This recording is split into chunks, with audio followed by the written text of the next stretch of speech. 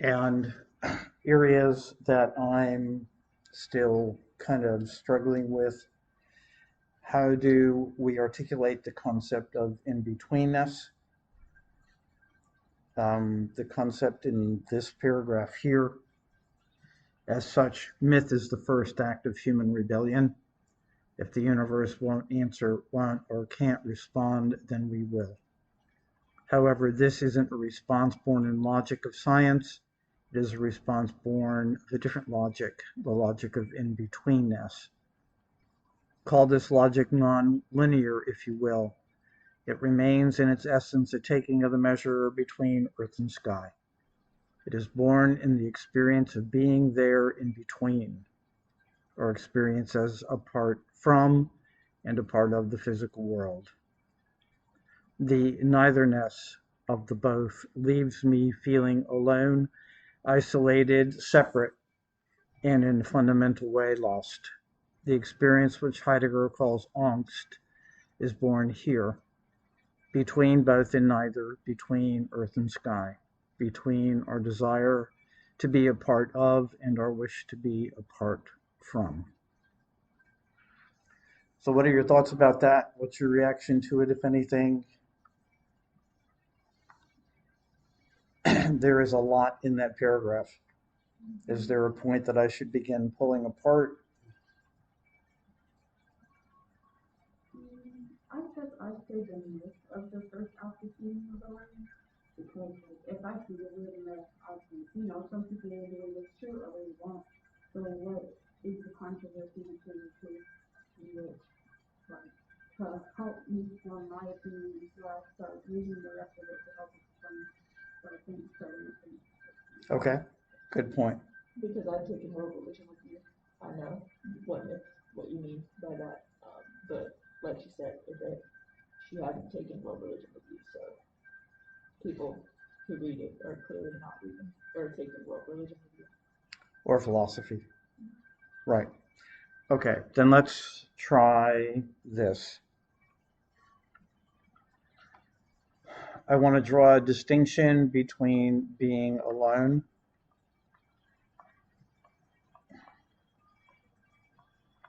and solipsism. The implication of solipsism is that there is no possible intimacy.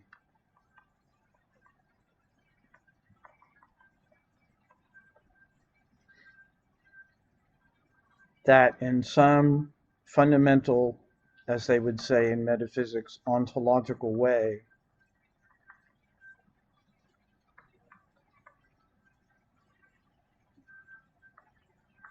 I can't touch you, nor can you touch me.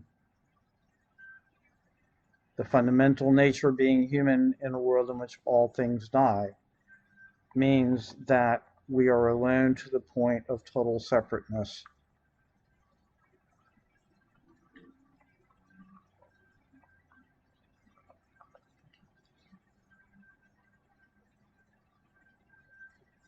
Number one, I don't think that's what Heidegger is saying. Number two, I don't think it's consistent with what Camus or Nietzsche would necessarily say.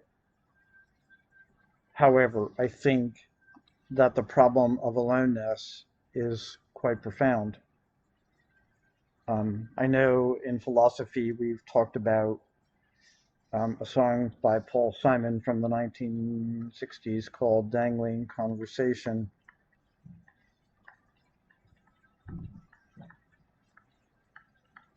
Yes, we speak of things that matter in words that must be said. Can analysis be worthwhile? Is the theater really dead? And now the room is softly faded. I only kiss your shadow. I cannot feel your hand. You're a stranger now unto me. In a sense, in the same way that we are constantly trapped between apart from and a part of,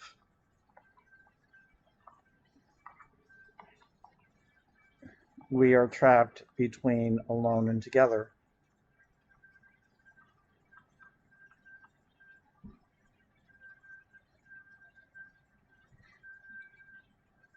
we can think about the promise of love versus the reality of love. And this will come up in world religions again tomorrow when we talk about what it means to be in a world in which all that is human dies. The promise of love ultimately remains unfulfilled insofar as the promise of love, in some respects,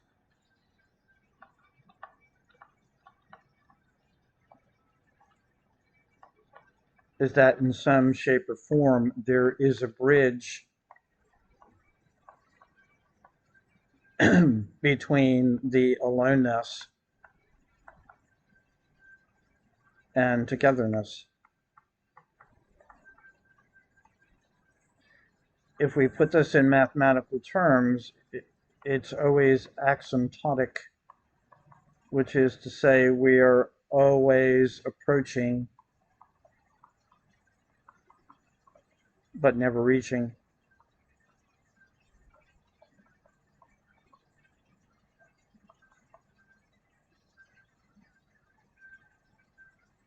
No matter how much we love,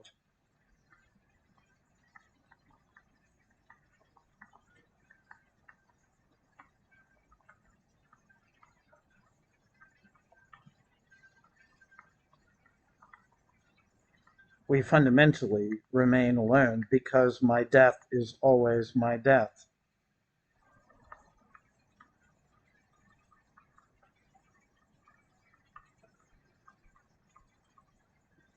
We've talked about this to some extent before, because when I love you,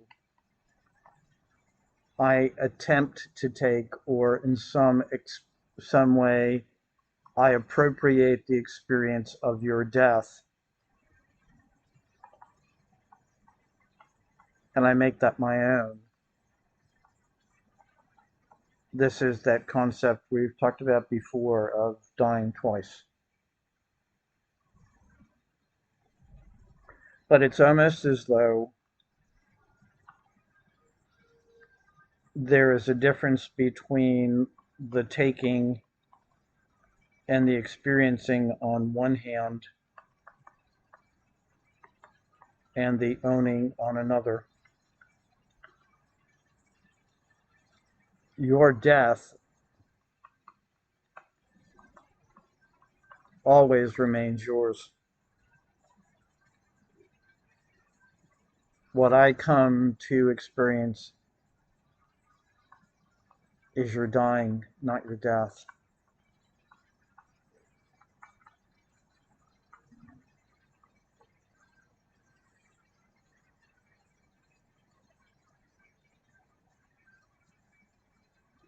Are we okay so far? Okay. So when we think about the implications of this becomes a form of rebellion because it begins with a refusal to let you be alone.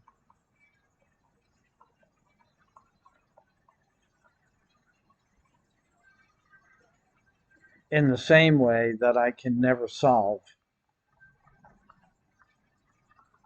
in-between-ness.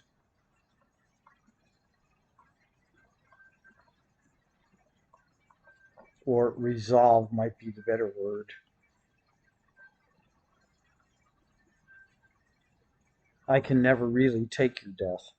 I can experience your dying.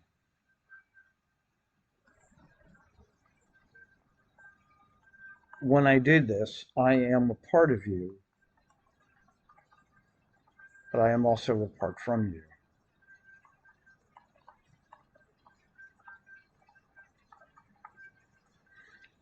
When I think about experiencing this in my own life, my son was 3 months old. I came home at 2:30 in the morning. I've told you this story, but for the sake of this recording,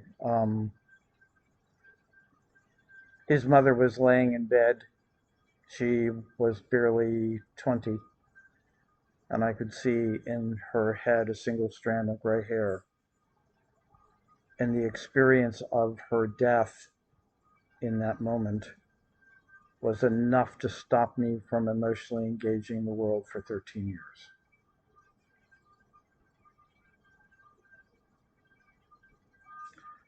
So, as I'm thinking through this with you, the more that I love,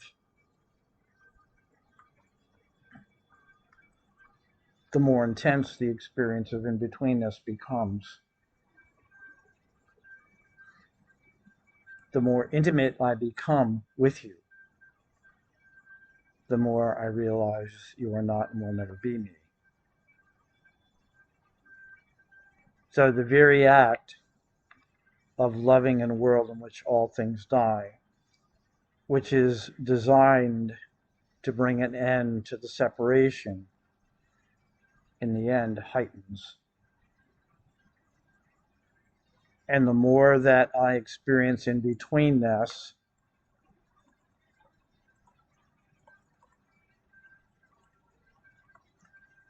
my experience of neither-ness increases as well. If we think about the potential danger of love, it's not only that I remain in between, but it's the potential loss of self.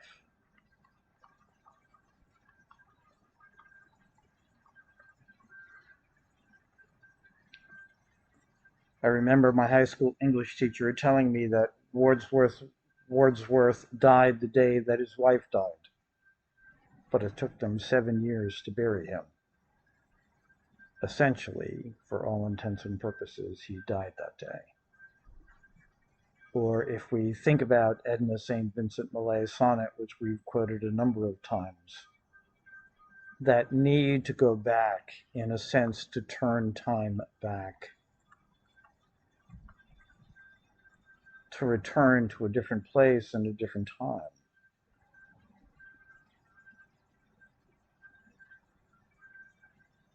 Thinking about the comments that we've made in the past, when I dwell poetically,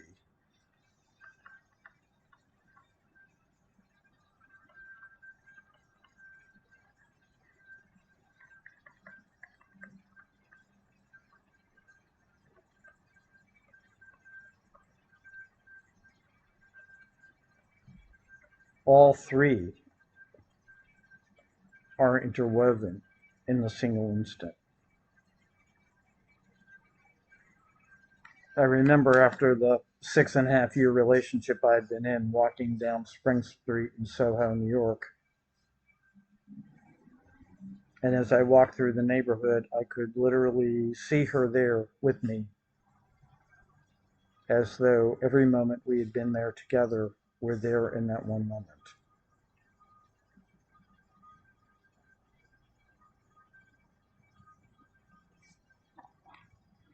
When we dwell poetically, there is a deep and profound sense of longing.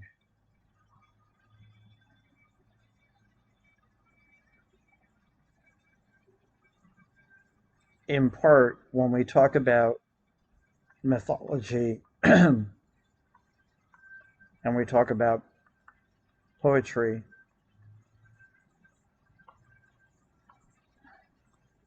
that tie to the past becomes incredibly powerful. Almost as though a return to the past can re-ground us.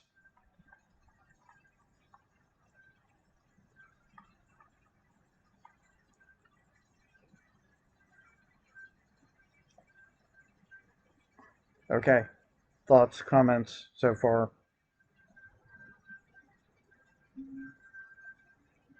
It makes sense. That is helping me to explain. Okay, tying things together.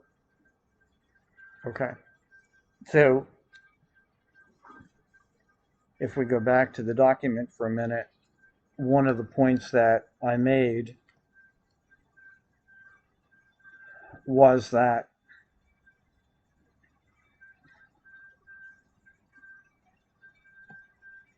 this second paragraph, when I love, I turn away from myself towards you. Love denies the facticity and reality of aloneness, and that is the birth of the we.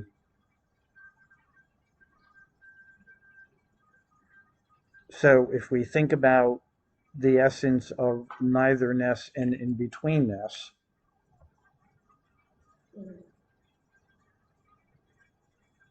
In-between-ness should be a part of, and neither-ness should be a part from. that's right. Well said. So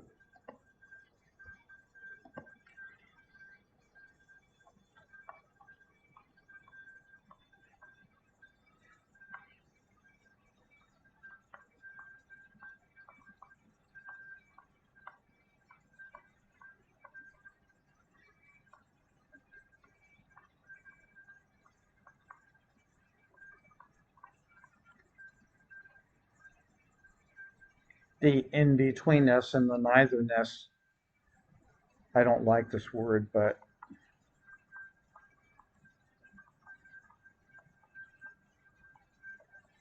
become highlighted,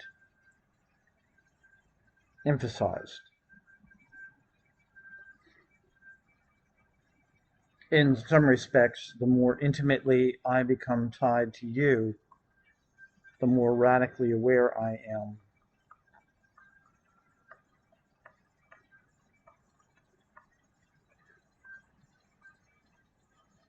of both the in-betweenness and the neither-ness. So, as we talked about in an earlier lecture,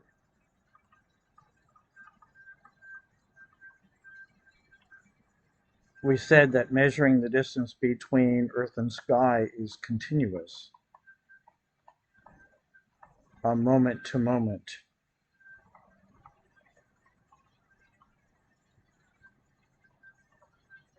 Then the same is true with love.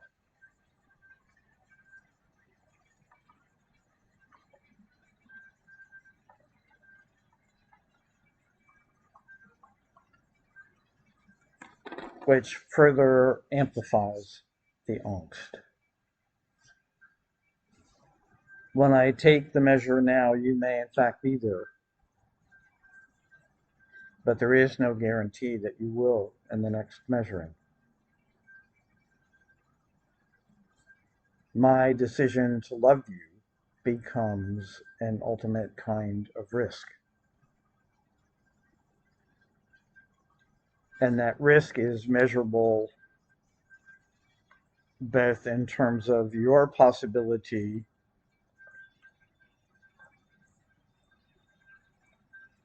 of turning away or your dying,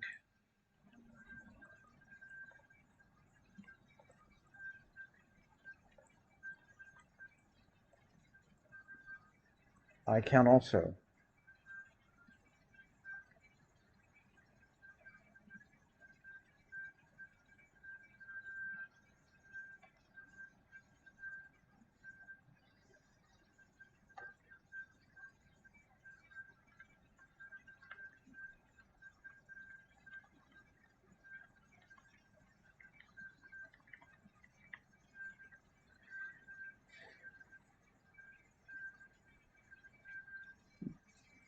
So the decision to love in a world in which all things die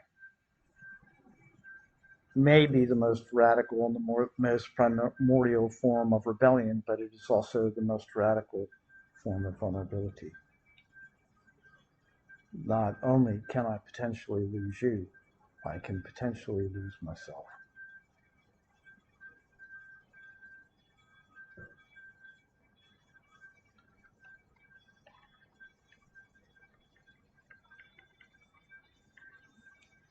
And when we talk about Nietzsche's philosophical suicide, this may in fact be it. When we talk about Camus drinking, this in fact may be it.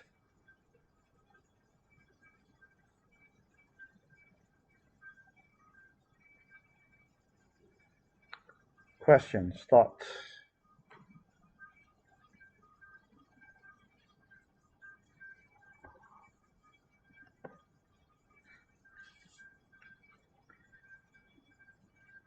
So when we put ourselves in this position, if we go back to some of the points made by Carl Jung and Joseph Campbell, then in terms of something that Arthur Kessler said,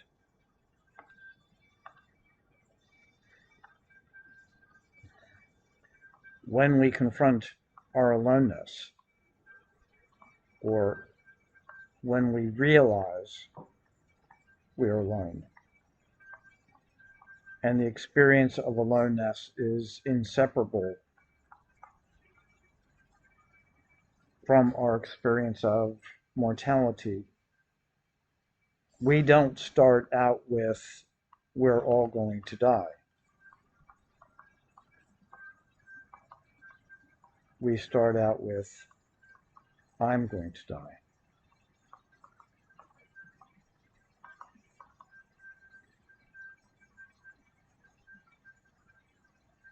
Just kind of contradictory because our society makes us all believe.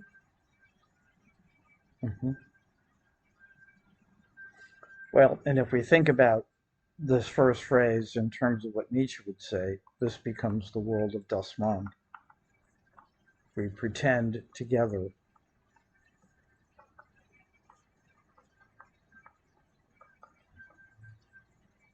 so that we all avoid thinking about it. If you don't remind me, then I won't remind myself. And I won't remind you. So action should.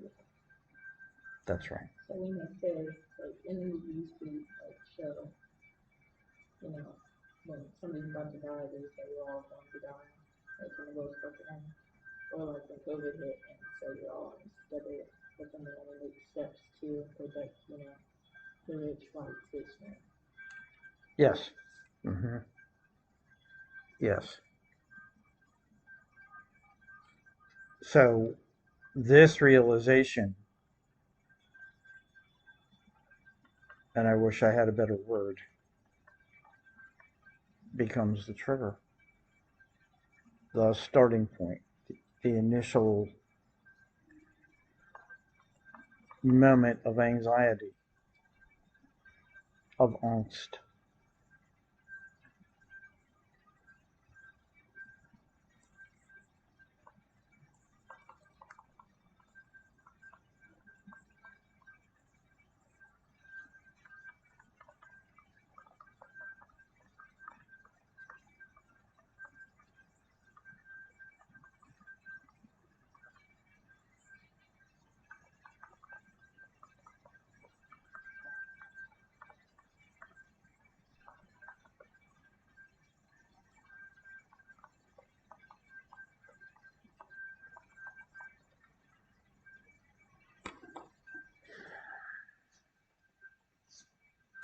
Either I seek intimacy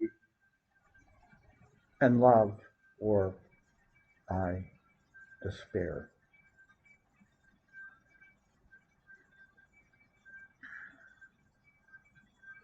But let's turn this around.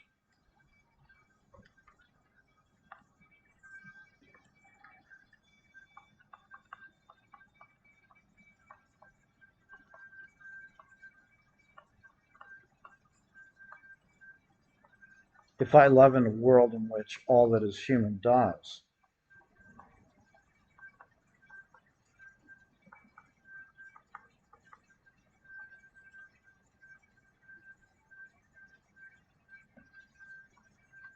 to what end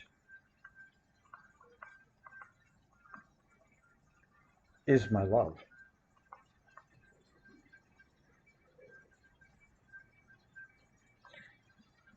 If we read the poets, they talk about unrequited love.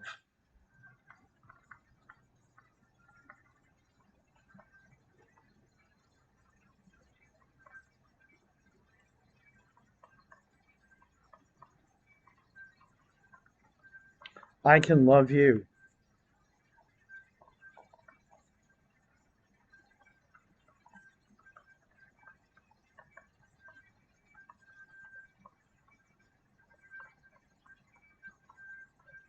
but you don't have to love me, or you don't have to love me the way that I love you. You may remember from philosophy, we talked about Soren Kierkegaard and his relationship with Regina Olsen, and the fact that after pursuing her for a number of years and becoming engaged, he ultimately broke it off. In the self-inflicted torment that ensued after he did that.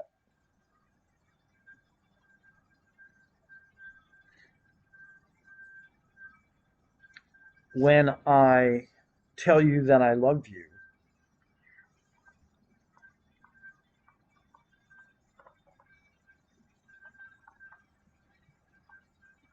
that risk is profound.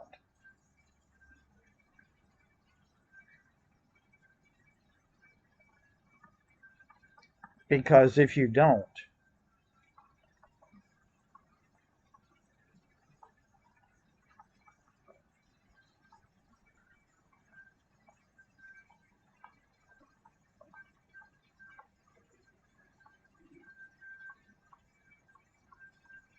I'm alone in a way that I've never been before.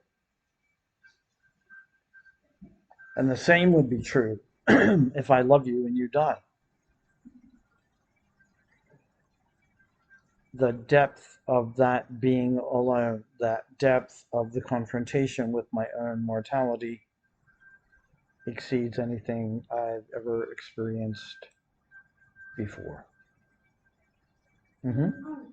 Because what if it was the other way around and the person was to come to you saying I love you, but you don't necessarily have the same love for them as they do for you. But then from hearing this, I would feel guilty for not loving them back because when I put them in a situation where they're alone in a way they never have been before, then I would feel guilty. And I would at least pretend. Right. And there are many people who stay in relationships. They may not put it the way you just put it, but that certainly is part of the motivation. Or if you think about my situation, I care for her. She has dementia. There are days like the last two where every fiber of my patience is pushed.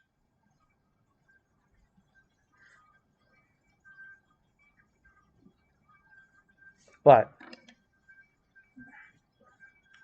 love is not an obligation.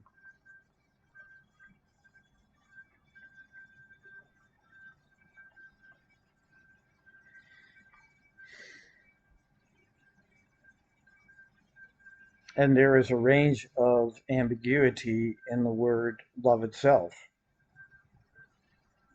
from I love ice cream to I love you. We often talk about, or in theology, it often was discussed. We wouldn't use the phrase brotherly these days, we would say sibling love, but nonetheless, it implies a level of care and concern for and about.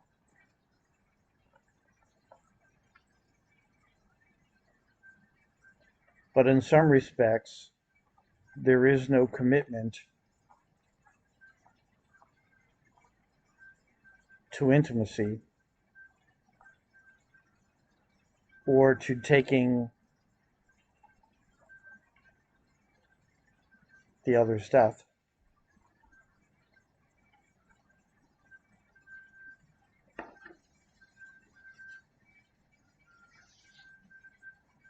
And we have no guarantee. I can't program someone to love me. And you're right, that becomes a very difficult situation for us to come to terms with. But if you agree to be with that person out of a sense of obligation, ultimately what happens?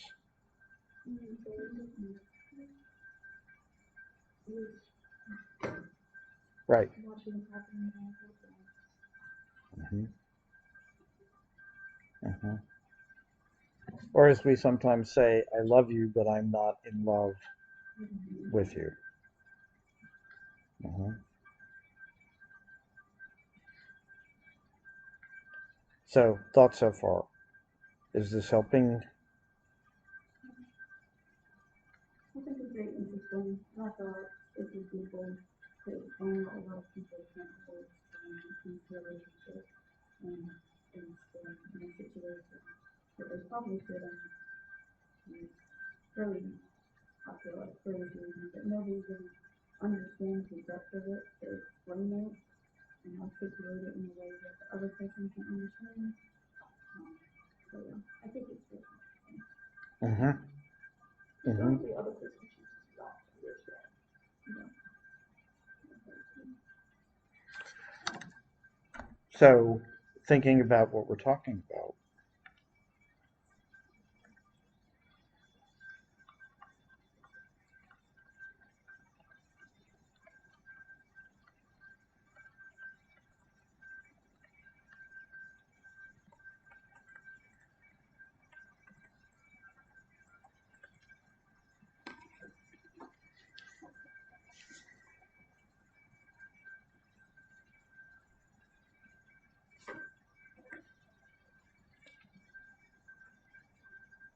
the word, I'm sorry, go ahead. It's a choice. I don't feel like me for like it's because I was thinking that children need love to like grow up to be like a good human being, but no, it's not true. They want to be nurturing. Okay. So, I need to eat.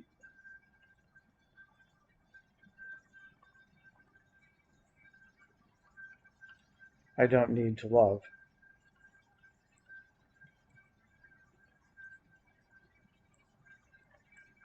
That's a not equal sign. If that's true,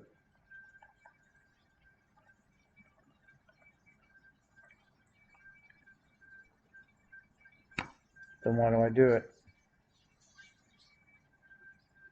I feel like, yeah, you can. I feel like she said, love is a choice that you can make to do or not do. So, for example, showering. I mean, you probably should shower for the best interest of everybody, but you don't have to do it technically speaking. So, it's a choice that you make, and that choice is up to you and other people. But you can still survive without showering, but it won't necessarily be like the best type of living or something. Mm-hmm. So I feel like that's kind of the same with love. Like, yeah, you can survive without love because there are a lot of people in the world who have a lot of hate in their hearts and they don't necessarily love. But I feel like it just won't be necessarily as well as they could live, if that makes sense. I don't know if I'm moving that properly. You are. But let's take it further. The whole woman's thing. Mm-hmm. So you will, so you don't have to be alone. And you know, it's their possibility for like being miserable. And the goal in life is to be happy. So Mm-hmm. Yep, in part, we love because we don't have to be alone when we do. But if you think about those moments, particularly early in a relationship, that person goes away. You finish your date, and he or she goes wherever they have to go next. Doesn't that make your feeling of aloneness and separation worse? Ever felt like a part of you is being pulled out? yeah, so I feel like you're doing that. So, what does that mean? That love is a necessity. Okay, love is a necessity.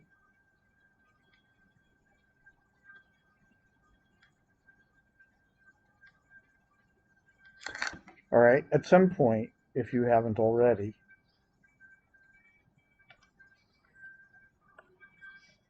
most people will experience this.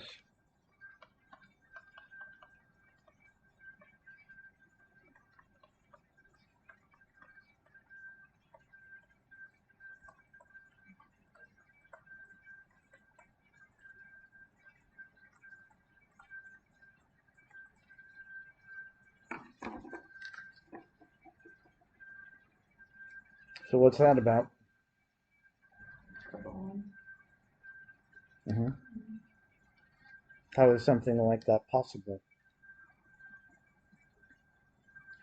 I feel like just having an instant connection with someone that's on a different intimate level, not even like just like intellectually instant, not mental instant, to be able to connect with someone emotionally. Yeah, it doesn't have to be like, I don't know, similar, have like similar thoughts, but they understand you and you understand where it comes from. And like a way that no one else does. All true. So what is it that makes this happen? Do you somehow, in a very intuitive way, know that person? Are you, in some respects, experiencing that person? Could just simply but it also goes back to the whole vulnerability thing. Okay. You allowed yourself to be more vulnerable, and they were open-minded at the right time. So theoretically, if you go down that road, then you meet anyone you meet, if they're vulnerable at exactly the right time, or is there something deeper? I think there's something deeper. Well, I feel like we could be feigned as well, so We've all been burned. Yep. I definitely experienced that. Person says, does all the right things, and then you find out, boom. Story of my last relationship. Hmm.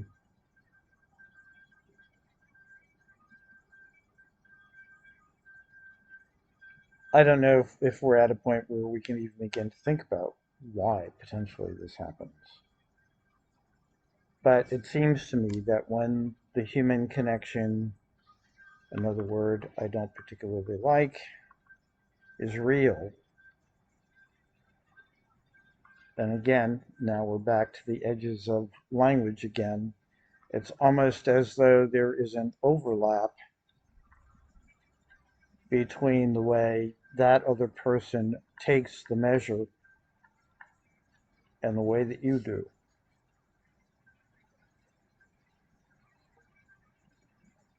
In a sense, you see or you feel a deeper kind of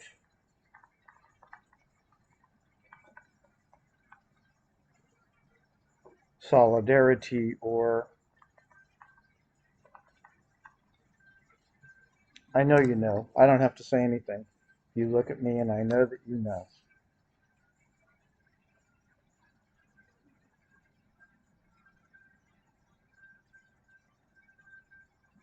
So, what, if anything, does this experience begin to tell us?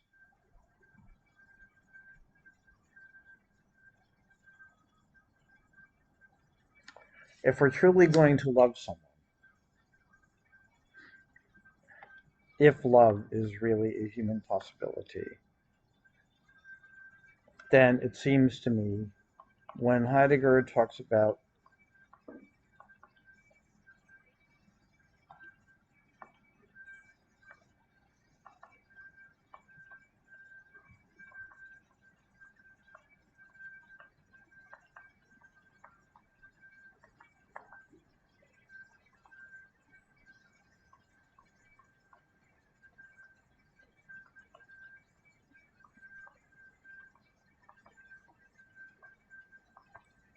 standing open and standing in the light of being, which is ultimately what Dasein is, the being that is there.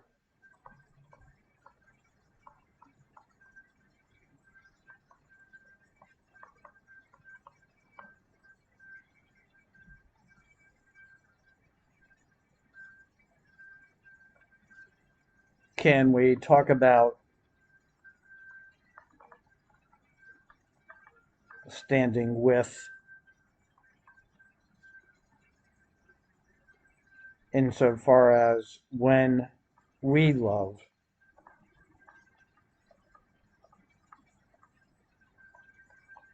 we are standing open. And we are standing in.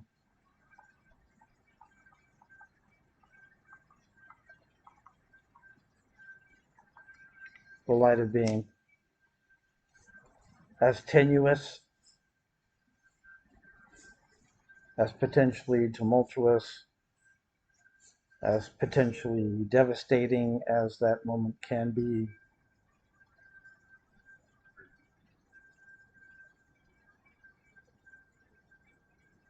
So, attempting to put this within the context of what we've been talking about, then in that moment, and then I'm hoping we're going to find a better word,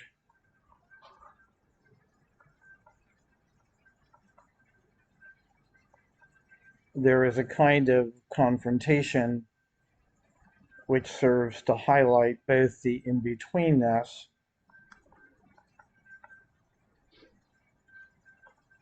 and the neither-ness.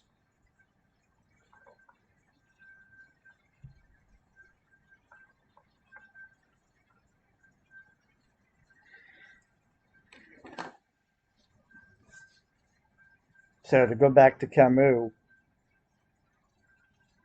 he defines rebellion as the demand in the face of a silent universe for meaning, order, and truth. What if it's deeper than that? What if the first act of rebellion is demanding an end in betweenness and neither-ness? Despite all of the risk and all the reality that I will never be you nor you me, nonetheless, I take your death as my own.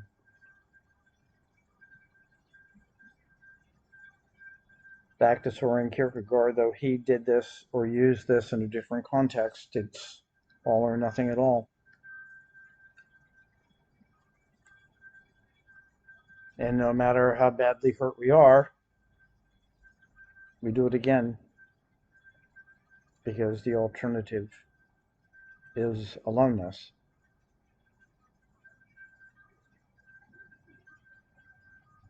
And that makes the reality of death even more difficult to face. Deanna, you look like you are deeply in thought. What's going on? Just a lot. So this is just relating a lot to a lot of the things that I think Mm-hmm. I'll use that to roll. Okay. Ashley, what are we thinking? It's just a confirmation word. Mm-hmm. So when we think about both where we are and where we want to go, does this effectively become the starting point?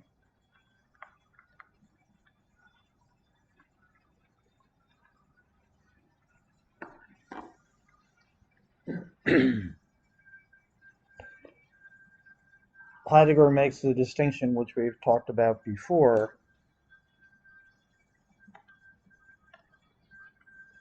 between objects which are present to hand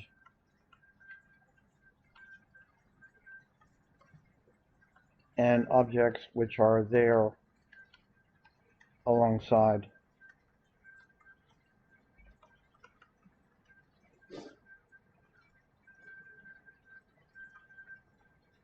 When I recognize you as human, I am recognizing and to some extent embracing your thrownness.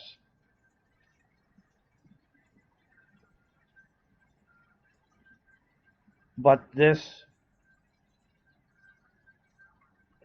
solidarity, I'm going to go back and check the French to see what exactly Camus was saying. I'm not sure I fully like the word solidarity here, but this is still a far cry from making a decision to love you.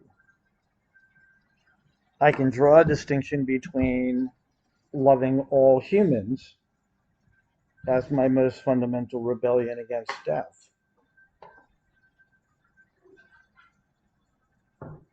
but that's not the same as loving you.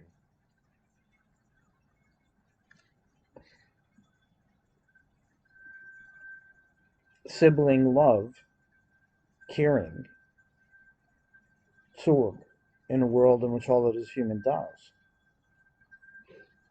can be done without taking your death as my own. So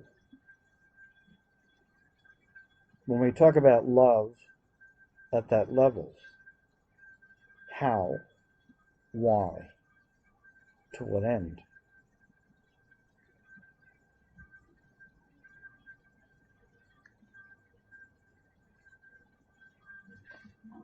I also want to draw a distinction between simple pessimism and acknowledging the tragic.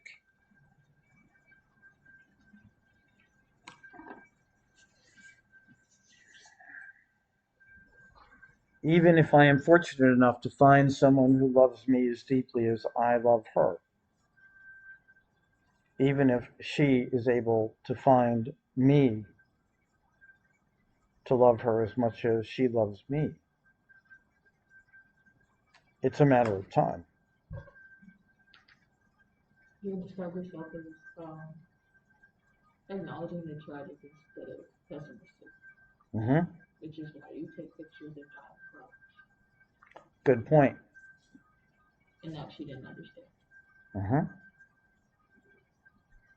So then, if I think of or push what you're saying to its implications, someone who doesn't ultimately understand the fundamental tragic nature of human existence can't ever really love me.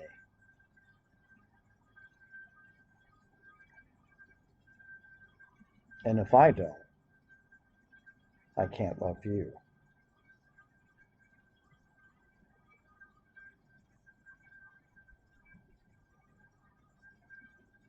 So, is it possible to say that in the same way, So because acknowledging the tragic is standing in the light of being, uh-huh,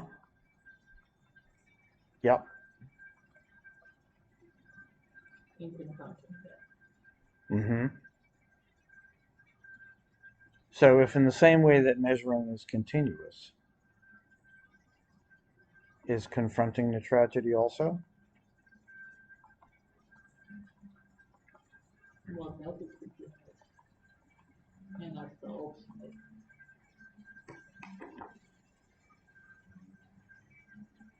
tragic thing. There's a word for that. Mm-hmm.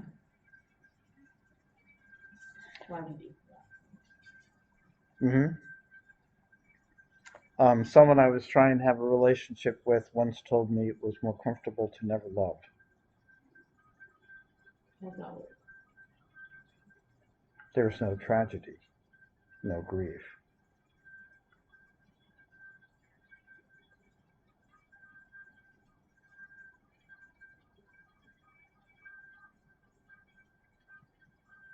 It would seem to me that given what we're talking about, the more that you love, the more painful human existence can become. The sadness that can be experienced deepens.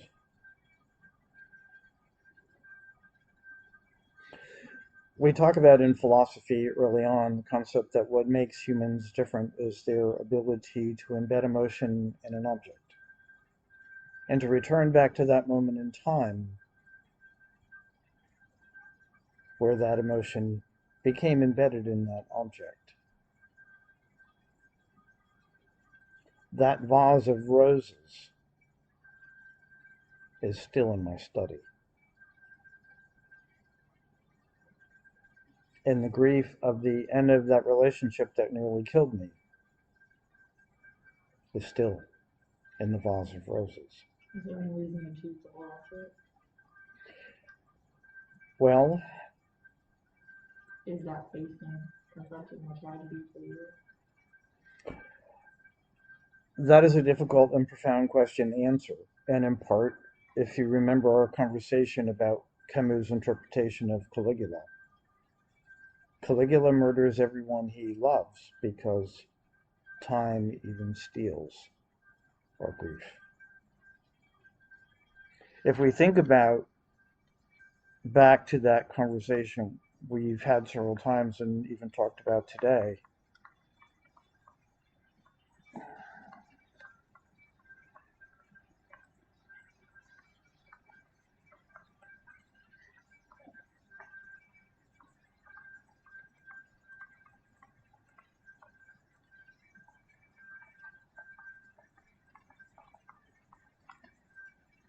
is the past our most profound connection to the world?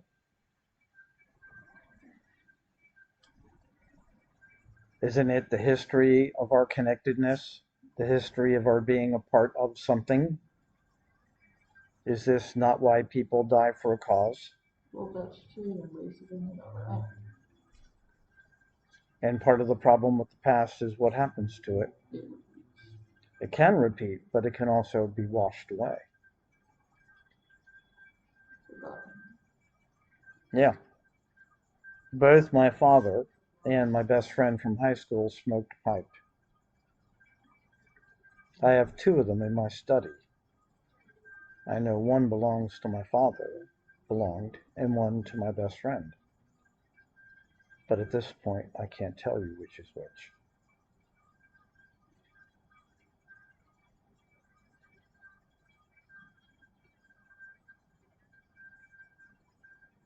Our need to hold on to the past, our need to hold on to the emotion of the past, is the ground of the world. It's how we put our feet into the dirt. The future is not yet, and the present is fleeting. So how do you describe people who have no sentimental value? Because there are some people who have lost themselves. If you haven't yet, at some point you will know a person who lives only in the past. The mother of my children is pretty close to it. Chances are she can't remember what we had for dinner last night, but she'll tell you what we did 20 years ago. There's also a sense in which humans have the ability to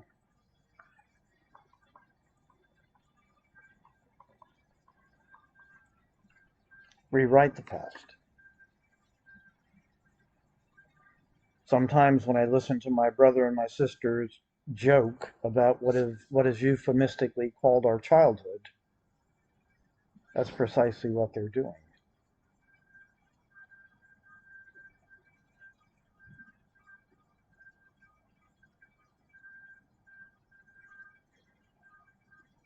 It may also be that when we talk about nonlinear time, which is what we're talking about here, mythico-poetic, that the past plays a different role than in more traditional linear time. That's something we can certainly talk about further down the road.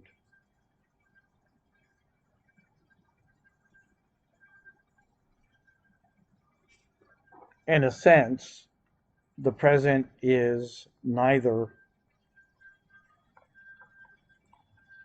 the future nor the past. It is in between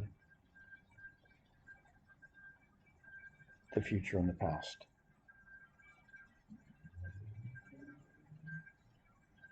If we think about an idea that we talked about some time ago,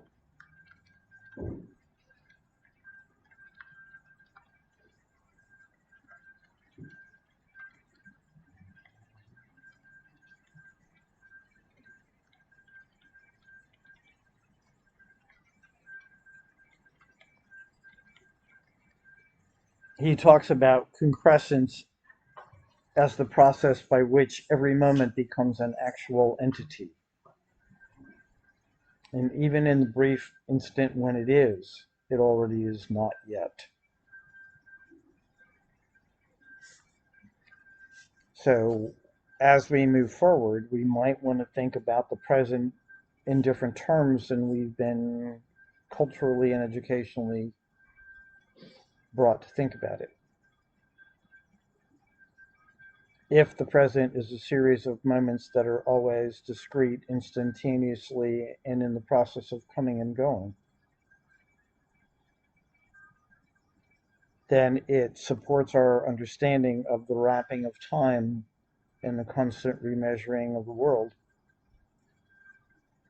In every actual entity, I have to rethink and remeasure, reground. I am already someone different.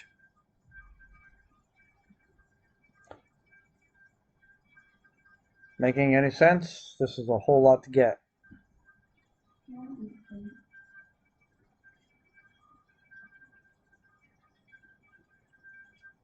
Well, the best thing I think for us to do, obviously I will post this lecture hopefully by the end of the day today, is let's watch it, go through it, and I want to be sensitive. It's almost 10 after. And let's come back to it next week and see if we make sense. I will stop the recording.